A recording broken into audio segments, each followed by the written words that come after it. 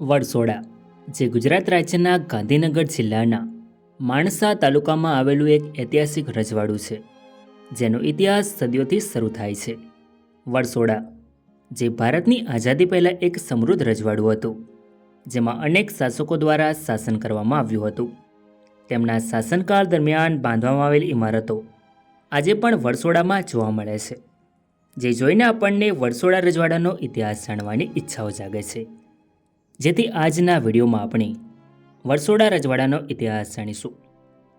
મિત્રો, વરસોડા જે ગુજરાત રાજ્યના ગાંધીનગરમાં આવેલું એક સમયનું ઐતિહાસિક રજવાડું છે, જેની સ્થાપના ચાવડા રાજપૂતો દ્વારા કરવામાં આવી હતી. તો મિત્રો, સૌપ્રથમ જાણીશું આપણે વરસોડા રજવાડાની સ્થાપના કેવી રીતે થઈ અને કોના દ્વારા કરવામાં આવી. ઉત્તર ગુજરાતના વિશાળ મેદાનો વચ્ચે ગાંધીનગર જિલ્લામાં આવેલું એક નાનું ગામ વરસોડા. નામ નાનું, પણ તેનો ઇતિહાસ એટલો ઊંડો અને ગૌરવમય છે, જે આજે પણ ત્યાંના જૂના કિલ્લાઓના અવશેષો, ભીમનાથ મહાદેવનું પ્રાચીન મંદિર અને ચાવડા વંશની વાતો લોકોના મોઢે ફરે છે. ઈસવીસન 746માં વનરાજ ચાવડાએ અણહિલપુર પાટણ વસાવ્યું. વનરાજ ચાવડાના વંશમાં ઘણી શાખા પ્રશાખાઓ થઈ. તેમાંથી એક શાખાના સામંતસિંહના પુત્ર અહિપત થયા. અહિપતે કચ્છમાં મોરગઢની ગાદી સ્થાપી. ત્યાર પછી તેમના વંશજો ધીમે ધીમે પૂર્વ તરફ આવવા લાગ્યા. અહિપતના વંશમાં આવ્યા પૂંજાજી. પૂંજાજીએ પહેલાં પાલનપુર રિયાસત હેઠળના ધારપુર ગામમાં રાજ કર્યું. પછી અબાસણમાં આવીને ગાદી જમાવી. પૂંજાજીને બે પુત્ર હતા, મેસાજી અને વનવીરજી. પૂંજાજીએ 46 વર્ષ સુધી શાસન કર્યું. ત્યારબાદ વિક્રમ સંવત 1399માં તેઓ મૃત્યુ પામ્યા. તેમના પુત્ર મેસાજી ખૂબ જ હોશિયાર અને બહાદુર હતા. તેમણે પૂંજાજીની હયાતીમાં જ એક નવું નગર વસાવ્યું અને તેનું નામ પોતાના નામ પરથી મહેસાણા પાડ્યું.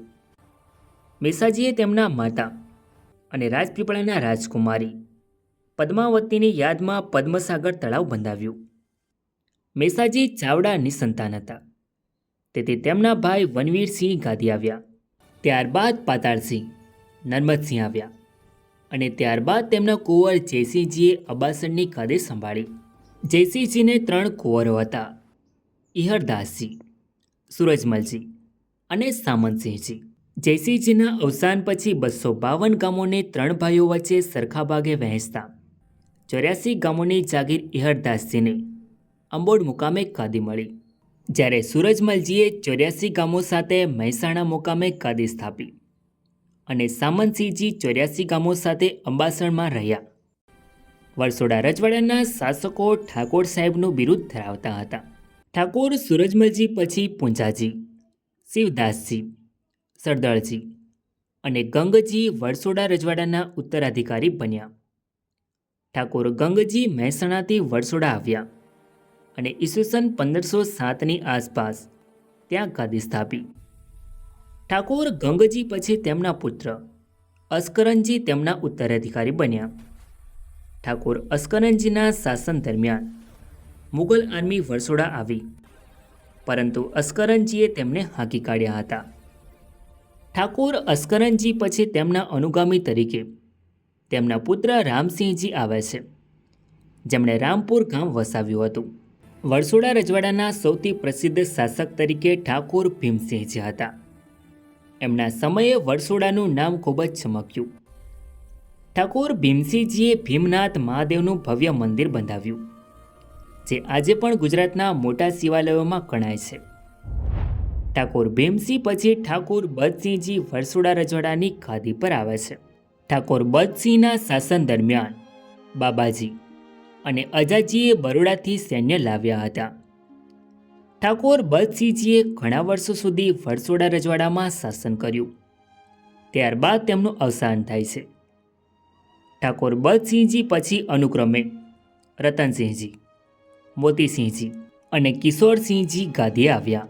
ઈસવીસન 1857ના મહાન સ્વાતંત્ર્ય સંગ્રામના વાવાઝોડામાં ગુજરાતની ઘણી રિયાસતો ડગી ગઈ. વરસોડા પર પણ બ્રિટિશ સૈન્યનો ભારે દબાવ આવ્યો. રાજ્યનું નિશસ્ત્રીકરણ કરવામાં આવ્યું. બ્રિટિશરોએ વરસોડાને મહીકાટા એજન્સી હેઠળ મૂકી દીધું અને ચોથા દરજ્જાની નાની રિયાસત તરીકે વર્ગીકૃત કર્યું. ઠાકોર કિશોરસિંહજી પછી તેમના પુત્ર સૂરજમલજી બીજા વર્ષ 1891માં ગાદીએ આવ્યા, પરંતુ તે સમયે સૂરજમલજી નાની ઉંમરના હોવાથી સ્ટેટ એજન્સી વ્યવસ્થાપન હેઠળ લેવાઈ હતી. ત્યારબાદ 4 એપ્રિલ 1892ના રોજ ઠાકોર સૂરજમલજી પુખ્ત વયના થયા ત્યારે તેમને પૂર્ણ નિયંત્રણ સોંપવામાં આવ્યું હતું, જ્યારે બાકીની ફોજદારી અધિકાર ક્ષેત્ર 1910માં હુજુર ડેપ્યુટી એસિસ્ટન્ટ પાસેથી સહાયક રાજ્ય એજન્ટને ટ્રાન્સફર કરવામાં આવી હતી. ઠાકોર સૂરજમલજી બીજાએ લગભગ 27 વર્ષ સુધી શાસન કર્યું. ત્યારબાદ 6 માર્ચ 1919ના રોજ તેમનું અવસાન થાય છે. ઠાકોર સૂરજમલજી પછી ફરી એકવાર સગીર વારસદાર આવ્યા, ઠાકોર જોરાવરસિંહજી, જેમનો જન્મ 17 એપ્રિલ 1914માં થયો હતો. વરસોડા રજવાડાનો વહીવટ ફરીથી એજન્સીએ સંભાળ્યો. ત્યારબાદ 13 ડિસેમ્બર 1933ના રોજ સંપૂર્ણ સત્તા ઠાકોર જોરાવરસિંહજીને મળી. ઠાકોર જોરાવરસિંહજીએ દેશી રિયાસતોના અંતિમ યુગમાં રાજ કર્યું, જેઓ વરસોડા રજવાડાના છેલ્લા શાસક હતા. વરસોડા રજવાડું ચોથા દરજ્જાનું રજવાડું હતું, જે સાબરમતી નદીના કાંઠે આવેલું હતું. વરસોડાની ઉત્તર, દક્ષિણ અને પશ્ચિમે વિજાપુર અને કડીની સીમા છે. વરસોડાથી પ્રાંતિજ રેલવે સ્ટેશન માત્ર 6 માઇલ દૂર છે. અહીં બ્રાન્ચ પોસ્ટ ઓફિસ, ધર્મશાળા અને ગુજરાતી શાળા જેવી અનેક સગવડો ઉપલબ્ધ હતી.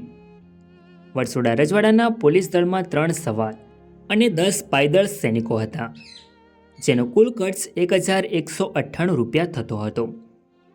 વરસોડા રજવાડામાં શિક્ષણ માટે 3 ગુજરાતી શાળાઓ અને સ્વાસ્થ્ય માટે એક દવાખાનાની સુવિધા ઉપલબ્ધ હતી.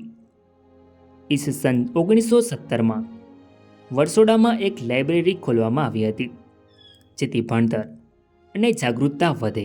મિત્રો, ભારત દેશમાં 1947 સુધી અંગ્રેજોનું શાસન રહ્યું હતું.